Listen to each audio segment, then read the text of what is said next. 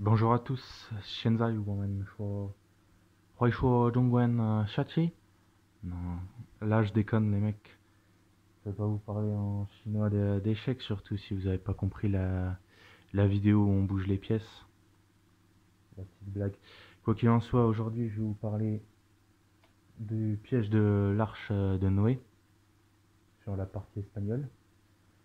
Donc avant tout, n'hésitez pas à vous abonner. Abonnez-vous, abonnez-vous. Mettez les j'aime si ça vous plaît la vidéo. Donc sur la partie espagnole, je pense qu'il y en a qui connaissent.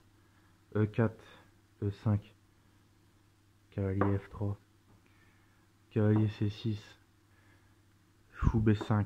Je passe un peu vite les coups là. C'est les coups logiques hein, que font les gens. A6, fou A4, hop, D6. Je rigole encore de mes conneries, excusez-moi. D4, ça c'est un coup pour prendre le centre. Donc là on voit que le pion il est attaqué deux fois, mais défendu deux fois. Quoi qu'il en soit, ce qu'il faut retenir c'est que là on chasse le fou en faisant B5, fou B3. Oui, la vidéo est un peu plus compliquée que la précédente, comme vous pouvez le remarquer. Mais bon, le piège de l'arche de Noé quand même. Donc, voilà. Là, vous faites cavalier, prend D4. C'est juste un échange, hein, parce qu'il est attaqué deux fois, défendu deux fois.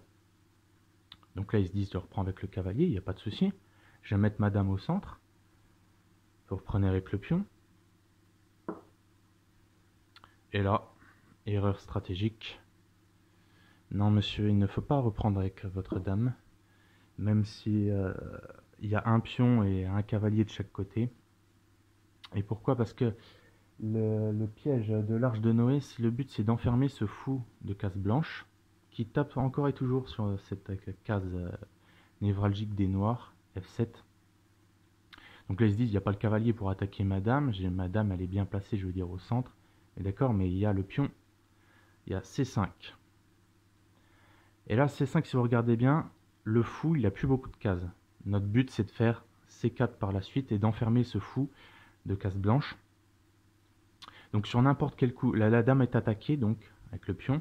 Sur n'importe quel autre coup de dame, je veux dire là c'est encore pire, il y a fourchette, enfin je veux dire c'est encore pire, c'est pas encore pire, mais on enferme le fou. C'est-à-dire que n'importe quel autre coup, on enferme le fou. Voilà. Donc ils font dame D5, le seul coup, attaque la tour. Donc là vous faites pas C4, hein, parce que sinon ils prennent la tour. Je vous ai dit une tour c'est plus important qu'un fou. Vous réattaquez la dame.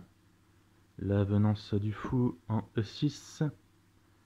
Et là, donc là, s'ils mettent, regardez bien, hein, s'ils font n'importe quel coup, je veux dire, on fera toujours notre C4 et le fou sera enfermé, on prendra au prochain.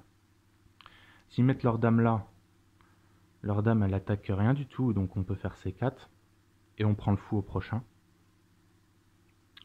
Donc ils viennent là, ils font échec, dame C6.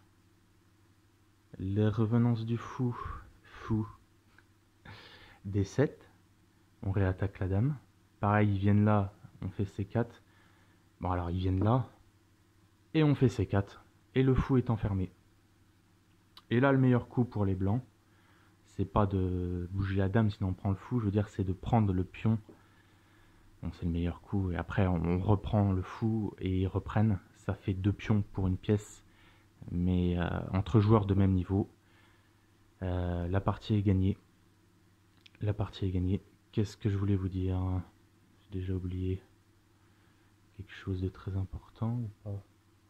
Oui, je vais vous repasser les coups plus vite, pour ceux qui veulent.